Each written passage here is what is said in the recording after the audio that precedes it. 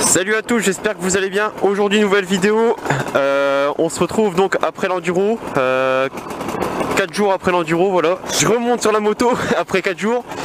Donc déjà première nouvelle que vous pouvez direct vous rendre compte, c'est que si la moto est là, c'est que je l'ai pas cassé à l'enduro. Donc ça c'est déjà un bon point. Donc je vais vous raconter un peu mon enduro, on va dire en gros, parce qu'il y a tellement de choses à dire que je pourrais raconter ça pendant des heures. Mais donc mon enduro qui s'est déroulé dimanche dernier, donc le 26 mai, voilà. L'enduro je le faisais un peu pour prendre ma revanche. Pour ceux qui ne savent pas, l'année dernière j'ai déjà fait et j'ai cassé mon moteur, on va dire à 15-20 minutes de l'arrivée. Du coup j'avais, tu vois, un peu cette haine de dire voilà, je l'avais fini, mais la mécanique a lâché et du coup ça m'a pas permis de passer la ligne d'arrivée quoi. C'était vraiment, voilà, j'y allais pour la revanche. Mon objectif c'était de finir tout en m'amusant. Ça veut dire sans trop subir l'enduro, on va dire. Même si voilà, l'enduro c'est quand même 7 heures de moto. Physiquement t'es pas là pour trier les lentilles non plus quoi. Je vous raconte un peu comment que ça s'est déroulé. Et les deux prochaines vidéos, ce sera la spéciale 1 et 2 de l'enduro que j'ai filmé en GoPro. Ce sera les spéciales 1 et 2 que j'ai filmé en GoPro. Je voulais filmer la spéciale 3 mais j'avais pas appuyé sur le bouton, un peu dans le stress de la course on va dire, j'ai pas pensé à appuyer sur le bouton. Alors les deux spéciales je les ai filmées au deuxième tour, donc j'avais déjà quand même 3 heures de moto dans les pattes.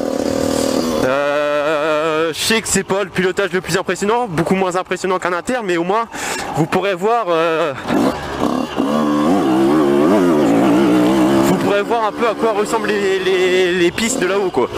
Donc moi il faut savoir que j'étais en Ligue 3 E1 dans ma catégorie et j'ai réussi à finir deuxième, voilà. Donc ça c'était vraiment la grande surprise de la journée.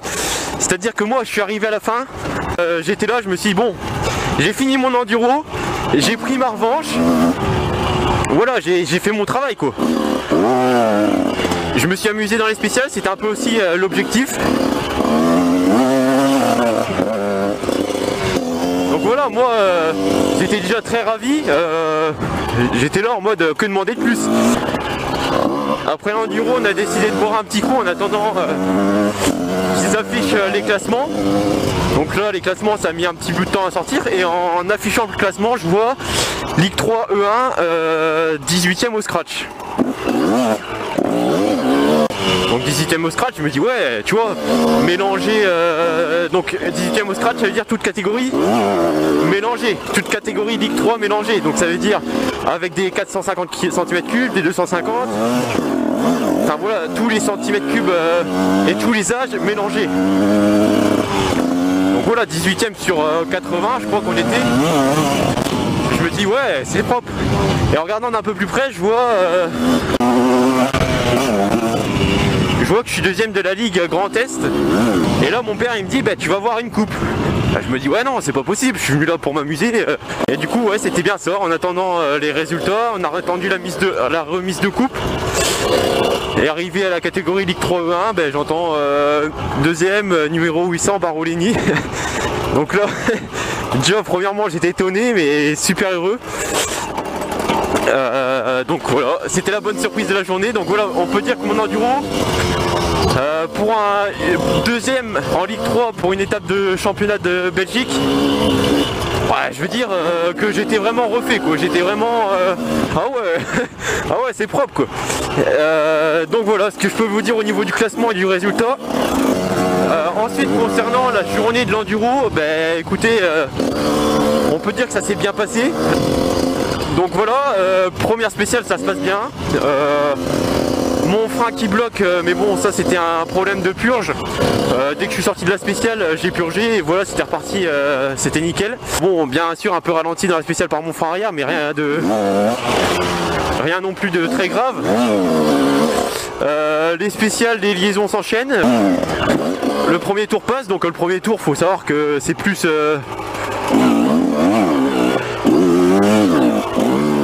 pas dire que c'est de la rigolade, mais bon, on va dire que physiquement il est passé, on va dire tranquille quoi. Maintenant le deuxième tour c'est un peu plus compliqué. Faut savoir qu'en enduro, là, donc comme j'ai déjà dit, c'est 7 heures d'enduro.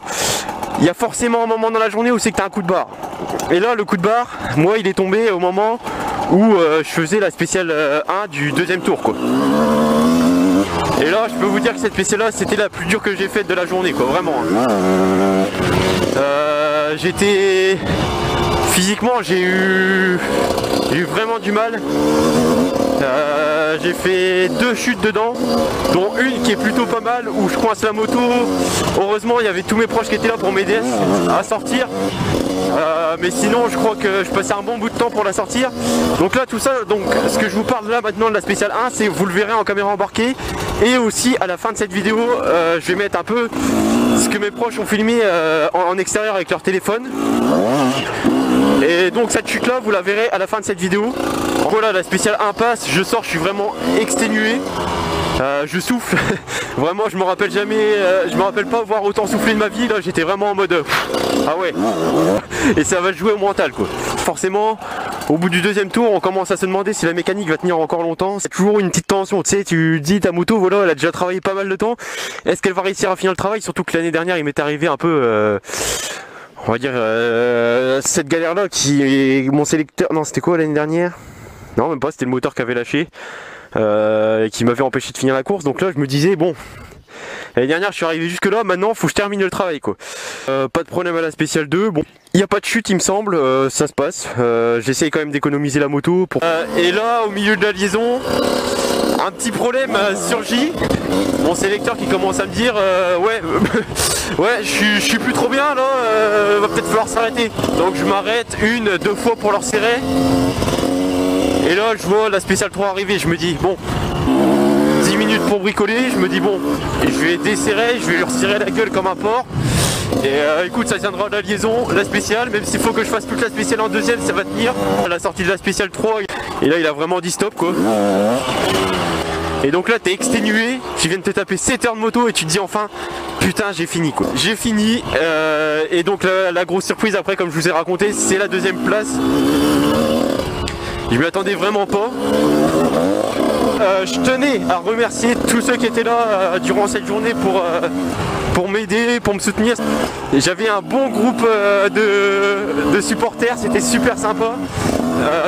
On a passé vraiment une super journée, c'était que du bonheur.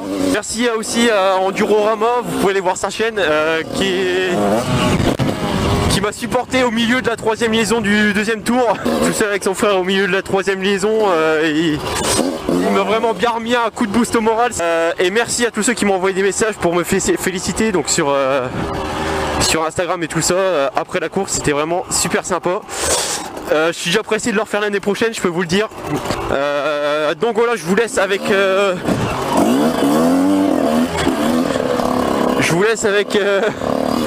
les 2-3 vidéos que mes proches ont filmées en téléphone. Lâchez un petit like si ça t'a plu, cette petite vidéo explicative, et voilà.